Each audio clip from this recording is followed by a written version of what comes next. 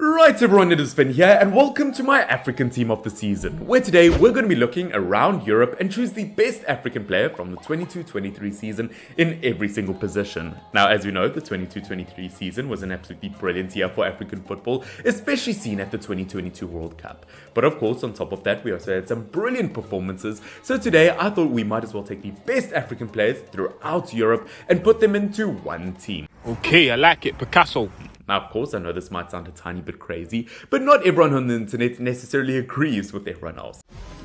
No way! I know, crazy, right? So of course, if you disagree with any of the picks for my African team of the season, do let me know in the comment section down below. But of course, jumping into our first position on my African team of the season, it is the goalkeeper position, and it just is Osimhen Bono. As we know, absolutely brilliant goalkeeper for Morocco at the 2022 World Cup, a huge reason to why they made it as far as they actually did. And of course, that penalty save or that penalty shootout versus the Spanish national team, absolutely brilliant goalkeeper and has to be in my team of the season. Of course, the only thing that might hinder the fact that he's in this team of the season is the fact that domestically Sevilla hasn't done so well. Wow. Next question. See ya. Which of course I wouldn't pinpoint it down to Bono, but it does have an impact on it though. It is very close between him and Andre Onana, who I am going to give an honourable mention to, as Andre Onana has had a far better season, obviously in the Champions League at the moment. At the time of recording, he is set to be in the semi-final of the Champions League, and with Inter domestically has had a much better season. But of course at the World Cup it just wasn't the best for Andre Onana, as he no longer represents the Cameroonian national team. But I did ask you guys to vote on my community tab on my YouTube channel, and you guys seem to think Osimhen Bono as well. So of course I've gone for the Moroccan, as he has been the best throughout the last year.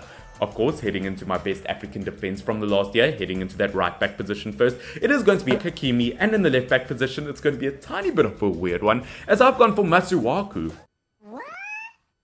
Now, of course, looking at Hakimi first, I think he's pretty obvious to why he's there. The best African right back, if not the best right back in world football at the moment. Of course, I mean, he deserves to be in this team alone for what's happening with him currently with his ex-wife. Of course, his ex-wife, throughout his divorce, does want half of everything Hakimi owns. But the fact that absolutely nothing he owns is in his name, it's all written in his mother's name, so his ex-wife gets absolutely nothing, has to be one of the smartest moves I have ever seen. Dunno. I think that's a bit dodgy, mate. But of course, looking at it from a football point of view, which I guess we kind of have to, 4 goals and 3 assists in the French league this season and an absolutely brilliant World Cup. Once again, Hakimi, one of the best right backs in world football, and there's no real competition in this team of the season. Of course, looking at the left back, as I said, it is going to be Masuaku, the former West Ham player, and I know that's going to shrug a few eyebrows and shoulders, I guess, I don't know what to say there. But of course, looking at Masuaku, 2 goals and 4 assists in 26 games for Besiktas in the Turkish league, not bad whatsoever, and of course the second best defense in Turkish league at the moment. Once again, having an absolutely brilliant season, and I don't think we can frown upon it just because it's the Turkish league and not a top 5 league. Once again, absolutely brilliant season, and I would like to give an honourable mention to the likes of Ronaldo from Atletico Madrid. Absolutely brilliant from the Southern African, but the only reason I haven't put him there is the fact that he has suffered with a long-term injury, and it's kind of hard to put him there with so many games missed. Now, of course, heading into the back two, that centre-back partnership, I've gone for the likes of Top Sober and Roman Saiz. Now, looking at Roman Saiz, obviously plays for the exact same Turkish league as Masuaku, which, as I said, the second best defence in the league. Looking at Roman Saiz, absolutely brilliant centre-back at the end of the day, the captain of the Moroccan national team, even scoring a very crucial goal versus Giants Belgium. You just cannot overlook Roman Saiz. I still think that he's a Premier League worthy centre-back, and I'm still absolutely shocked that Wolverhampton Wanderers got rid of him. Shame. Shame. But of course, Roman Saiz may be the best defender in this list, maybe along with Hakimi. I just had to put him in there.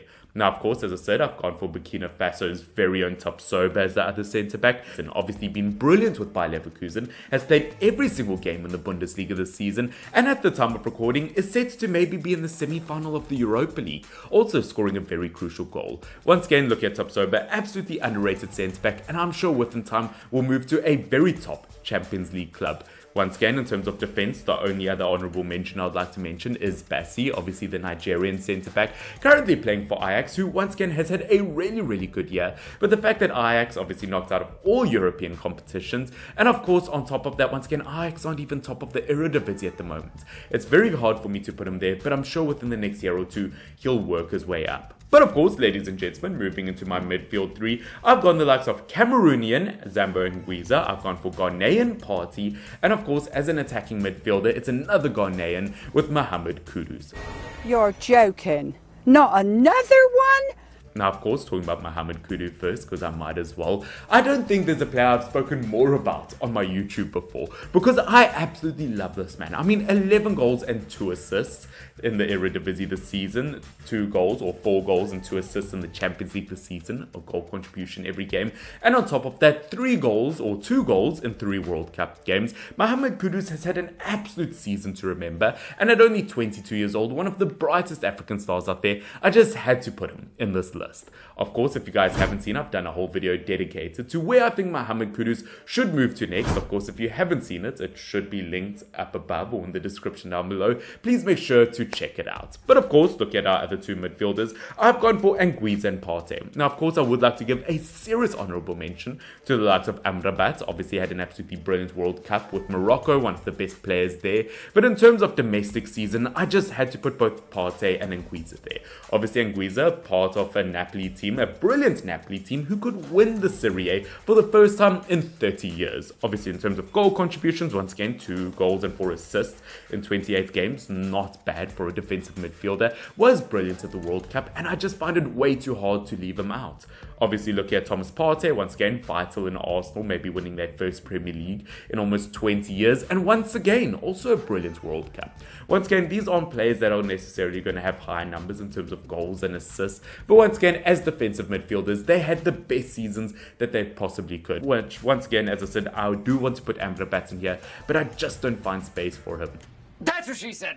But of course, that does take us onto our front 3, and I was so close to putting Sadio Mane up here, because although no, he hasn't had a brilliant season, still getting 10 goal contributions in 20 Bundesliga games doesn't sound that bad. Also 3 goals in 8 Champions League games, but I just had to put Nigerian Ademola Lookman. Of course, after move in the Premier League and just not finding his feet, looking at him at Atalanta in the Serie A this season, he has totally found new ground, and I would put him over Sadio Mane. He's the best football player in the world. Especially considering Sadio Mane didn't end up playing at the World Cup through injury. He's currently having problems with Bayern Munich. You know, they like to cry. That's tradition. But of course, looking at Ademola Lookman, 13 goals and 4 assists in 28 Serie A games, 2 goals in 2 Coppa Italia games, and only costing £15 million. Ademola Lookman, the Nigerian left winger, just had to make it in.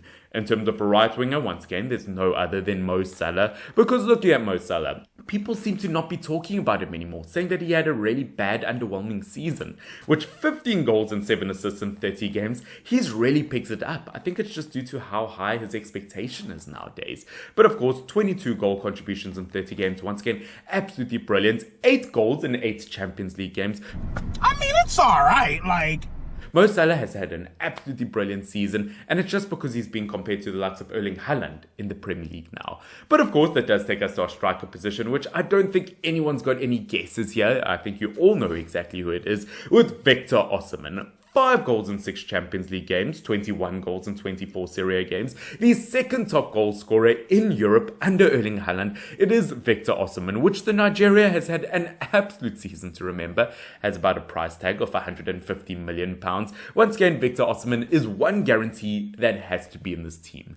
Once again, maybe the last honourable mention for this video is Choupo-Moting, as he has had a good season with Bayern Munich. But once again, when you go up against Victor Osimhen, no one's going to make it in. But of course, ladies and gentlemen, I hope that you have enjoyed this video for my African team of the season for 22-23. Once again, if you guys have any disagreements, let me know in the comment section down below. But of course, until next time, this has been Finn, FYNN. Cheers.